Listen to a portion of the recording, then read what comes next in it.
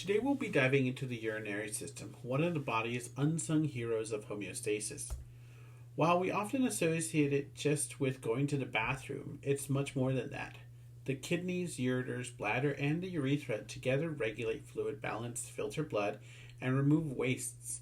By the end of this lecture, you'll appreciate that every drop of urine is really a snapshot of your body's internal chemistry in action. Several systems help eliminate waste, but the urinary system specializes in filtering that blood. Think of it as the body's chemist, measuring, adjusting, and even balancing. The digestive system expels undigested foods, the lungs releases carbon dioxide, and the skin sweats out salts and water. The kidneys, though fine-tuned, what stays and what leaves, maintains that delicate chemical equilibrium our cells depend on.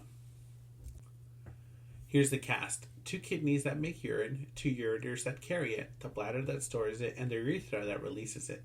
The kidneys are selective. They don't waste good nutrients like glucose or amino acids. They precisely adjust water and electrolytes to maintain homeostasis, basically the internal Goldilocks zone of fluid composition. Our water input from food, drinks, and metabolism must match our output through urine, sweat, breathing, and feces.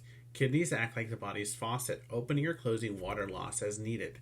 On a hot day, they conserve water. After drinking a lot, the excess goes. The range is impressive, from half of a liter a day to over a liter per hour. This point is flexibility, adapting to the body's immediate needs. Everyday balance comes from this equation. Water in through drinking and eating, and water out through exhalation, sweat, feces, and urine. Even when we're unaware, the kidneys are continuously calibrating this balance. This consistent fine-tuning prevents dehydration or overhydration, which can be both life-threatening if the system fails. When we metabolize proteins, we create nitrogenous wastes, mainly ammonia, which is toxic. The liver quickly converts ammonia to urea, a safe compound that travels through the bloodstream to the kidneys for removal. The kidneys also regulate electrolytes like sodium, potassium, and calcium, all of which are essential for nerve impulse, mechanical contractions, and heart rhythm. This constant chemical balancing act is what keeps our internal environment stable. Let's look closer at the anatomy. Each kidney has 3 main regions: the cortex, which filters blood, the medulla, which concentrates urine, and the renal pelvis, the central space that collects urine before it leaves the kidneys. These structures ensure that blood is cleaned efficiently while conserving resources. From the kidneys, urine travels down the ureters, which are muscular tubes that actively contract to push urine to the bladder. The urinary bladder stores urine until we're ready to release it, and it can hold about 600 to 1,000 milliliters. Finally, the urethra acts as the exit route. 2 sphincters, one voluntary and one involuntary, that both control the timing of urination. This dual control is why we can hold it until we reach the bathroom, most of the time anyways. Now, the star of the show, the nephron, the kidney's functional unit. Each kidney has about 1 million of them. A nephron removes roughly 180 liters of fluid from the blood every day, and then returns almost all of it except for the waste. Think of each nephron as a microscopic filter and recycler working 24/7 to keep your blood clean and balanced. Each nephron has 2 main parts: the glomerular capsule, where filtration begins, and the tubules, where fine-tuning happens. The tubules have 4 regions: the proximal, the loop of Henle, and the distal, as well as the collecting ducts, each performing specialized tasks. The glomerulus acts like a sieve, and the rest of the tube reclaims valuable molecules when leaving waste behind. Blood flows to the kidneys is uniquely arranged. The afferent arterioles bring blood into the glomerulus for filtration, while the efferent arterioles carry it away. Then the network of capillaries, the peritubular and the vasa recta, surround the nephron to exchange materials. This setup allows the kidneys to efficiently filter, reabsorb, and secrete substances without interrupting circulation. Urine formation involves 3 tightly coordinated steps. First, filtration, where plasma passes through the glomerular capsule. Next is reabsorption, where essential substances like glucose and water are returned to the blood, and finally, secretion, which adds extra waste into the tubules for elimination. These steps ensure that only what the body truly doesn't need is excreted. At the glomerulus, filtration occurs under pressure. It's like squeezing fluid through a fine mesh. Cells and large proteins stay behind while smaller molecules slip through. Local mechanisms regulate blood flow in the glomerulus. During stress, the sympathetic nervous system limits kidney activity to conserve blood for vital organs, which is why dehydration or shock can reduce urine output dramatically. Most reabsorption happens in the proximal tubule, where valuable nutrients are reclaimed. 100% of glucose and amino acids, along with most water, are taken back into the bloodstream. Microvilli lining these cells increase surface area for reabsorption. Even half of the urea, though technically a waste, is reabsorbed to help regulate osmotic balance. The process depends on active transport of sodium ions. As sodium moves out of the tubules into the nearby capillaries, it creates a concentration gradient that draws other molecules like chlorine, glucose, amino acids along with it. It's like a chemical teamwork relay. One molecule movement powers the next. As sodium leaves the tubules, water follows through specialized channels called aquaporins, which keeps the body's hydration balanced. This reabsorption happens automatically following osmotic gradients. Glucose and amino acids hitch a ride and sodium into the capillaries, ensuring that the body doesn't waste energy-rich molecules. It's a perfect example of how physics and physiology cooperate to conserve water and what's valuable and excreted only what is not. Secretion is like the kidney's final quality check. Here the nephron removes drugs, toxins, and excess ions that slips through the earlier stages. Substances such as hydrogen ions and ammonia and potassium are actively secreted into the tubules. This helps maintain proper pH and chemical balance. It's also why medications like penicillin or caffeine leave the body through urine. They're specially secreted out by these cells. When we have too much water, the kidneys adapt by reabsorbing less of it. The distal tubules becomes impermeable to water, allowing more flow of water out with sodium chloride. The result is a large volume of clear diluted urine. This is the body's way of keeping blood volume and osmolarity within a correct range, basically preventing us from becoming waterlogged. On the other hand, when the water is scarce, the body shifts gears. The posterior pituitary releases antidiuretic hormone, which makes the collecting ducts more permeable to water. More water is reabsorbed, less is lost as urine, and the urine that is produced is darker and more concentrated.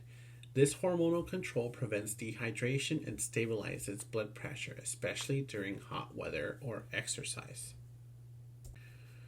Urination or micturition involves both reflex and voluntary control. Stretch receptors in the bladder wall trigger the urge to urinate as the bladder fills.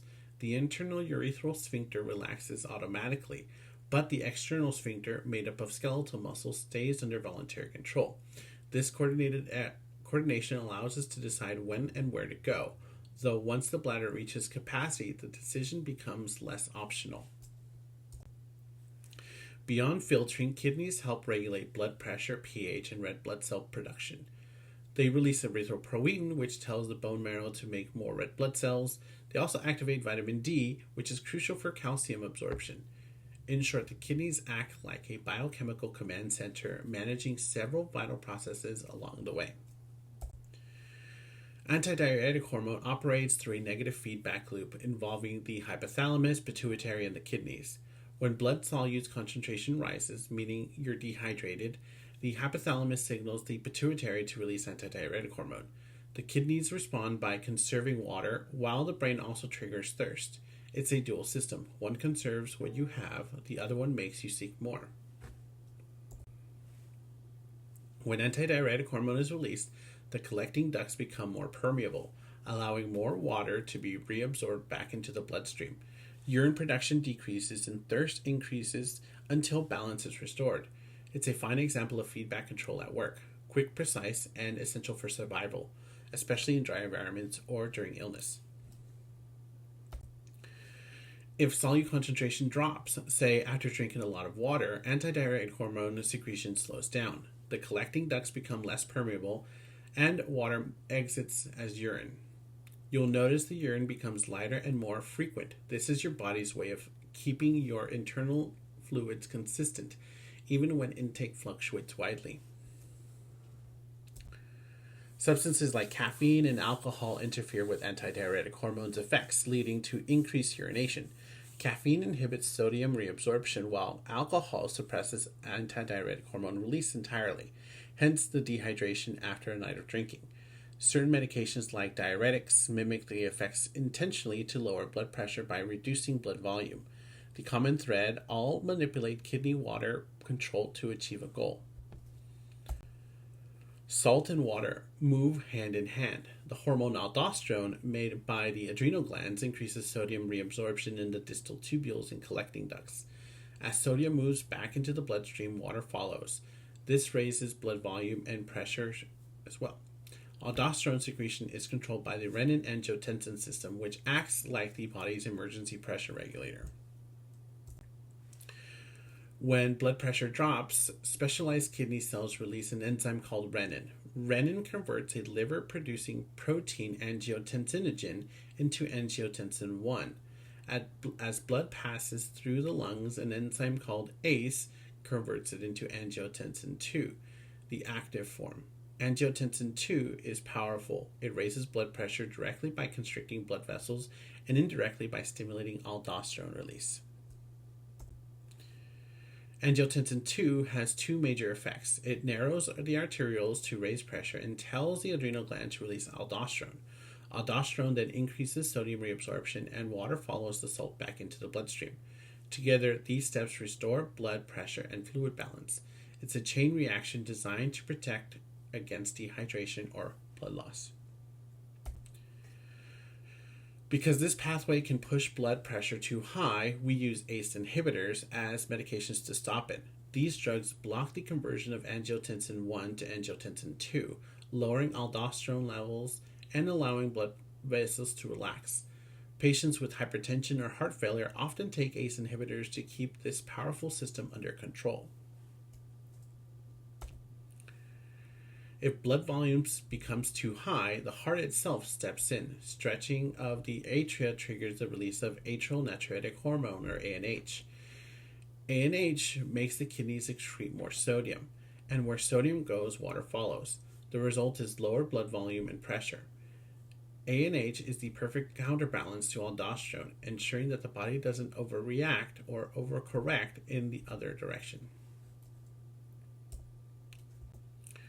The body's pH must stay between 7.35 and 7.45. The kidneys help by reabsorbing bicarbonate ions and secreting excess hydrogen ions into the urine.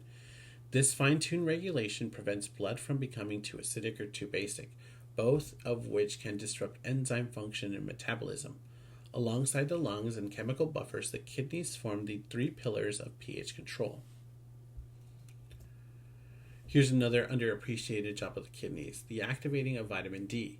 Sunlight converts a skin precursor into the inactive form of vitamin, which the liver modifies and the kidneys finally activate. Active vitamin D is essential for calcium and phosphate absorption, which supports bone and tooth health. This process is influenced by the parathyroid hormone, linking kidneys to the endocrine function tightly together.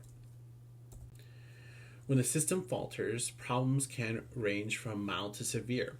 Kidney stones, for instance, are crystallized minerals that can block urine flow. Urinary tract infections, often caused by E. coli, are far more common in women due to the shorter urethra. Symptoms include pelvic pain, burning urination, and sometimes blood in the urine. Fortunately, most are treatable with antibiotics if caught early. Acute renal failure happens when the kidneys suddenly lose their filtering ability, often from infections, severe injury, or toxic exposure. The good news is that it can be reversible if treated promptly. Restoring blood flow and removing the underlying cause are the key steps. It's the body's way of flashing a warning light before permanent damage occurs. Chronic renal failure, or end-stage renal failure, ESRD, is a long-term and irreversible. It develops when most nephrons, over 60%, stop functioning. Diabetes is the leading cause of the United States, often progressing to diabetic nephropathy. When the kidneys can't filter blood or regulate electrolytes, patients may need to undergo dialysis or a transplant to survive. It's a powerful reminder of how vital kidney health really is. When the kidneys fail, dialysis steps in as a life support system. It mimics kidney function by removing waste and balancing electrolytes. One form, CAPD or continuous ambulatory peritoneal dialysis, uses the peritoneum as the natural filter. Clean dialysis fluid is placed in the abdominal cavity where water diffuses in, and the used fluid is drained later. It often interdependent but carries an infection risk due to the permanent access port. The other method, hemodialysis, circulates blood through the external machine that filters out waste and excess ions before returning it to the body. Most patients undergo several sessions a week at a dialysis center. While effective, dialysis cannot fully replicate all kidney function and it does not produce hormones like erythropoietin, so patients often need supplements. It sustains life, but it is a demanding process that underscores how remarkable healthy kidneys really are. For long-term survival, kidney transplantation offers the best hope. Advances in tissue matching and anti-rejection drugs have greatly improved outcomes. Living donors and national databases help match recipients to compatible kidneys, though the demand for far exceeds the supply. A successful transplant can restore near normal kidney function and dramatically improve quality of life. It's medicine's ultimate collaboration between donor generosity and modern science. Incontinence, or the loss of bladder control, becomes more common with age. For women, pregnancy, childbirth, and hormonal changes can weaken bladder muscles. For men, an enlarged prostate often interferes with normal urination. Treatments range from pelvic floor exercises and bladder training to medications or even surgery. It's not just a medical issue, but a quality of life concern and deserves compassion and care. Let's wrap up by remembering the urinary system's main role: filtering waste, maintaining fluid and electrolyte balance, regulating pH and blood pressure, and producing hormones like erythropoietin and active vitamin D. Every drop of urine is the result of thousands of nephrons working in synchrony. It's a constant, quiet process that keeps our internal environment stable, no matter what happens outside.